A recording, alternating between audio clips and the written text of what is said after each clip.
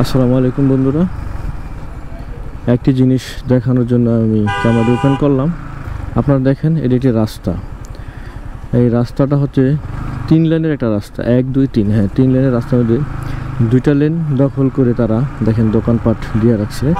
Same এই পাশটা same একই অবস্থা, আপনারা দেখতে পাচ্ছেন কিনা জানি না। কাঁচামাল, কাপড় টাপড় সব দোকান দিয়ে রাখছে। এবং শুক্রবারে তারা পুরো রাস্তার 3 ভাগের 2 ভাগ দখলে থাকে, আর শুক্রবার ছাড়া থাকে 1 ভাগ দখলে। যদিও এটি রাস্তা, এগুলো আসলেই এই দোকানপাট কারা বসাইছে, কারা তাদেরকে অনুমতি দিছে বসার জন্য সেটা আমার জানা নাই। এখন দেখেন কি অবস্থা, একটা রাস্তার মধ্যে যদি এরকম হয়, কারণ ঢাকা শহর বাজার ঘাটের কোনো অভাব নাই, কিন্তু তারপরেও দেখেন এরকম চকি টকি দিয়ে, ঠিক আছে, এরকম রাস্তা বানায় রাখছে।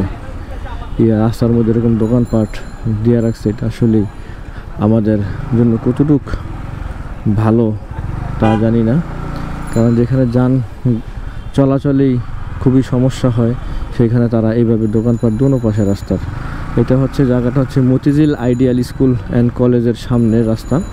এখানে পুলিশ টুলিশ সবই আছে, কিন্তু আমার মনে হচ্ছে এগুলো দেখার আসলে কেউ নাই।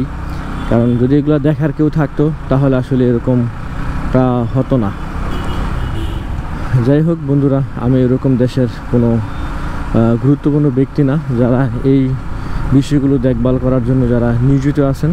যদি কারো চোখে আমার এই ভিডিওটি পড়ে থাকে তাহলে অবশ্যই রোডঘাটের শৃঙ্খলা যাতে আমাদের ফিরে আসে সেই প্রত্যাশাই আমরা করি।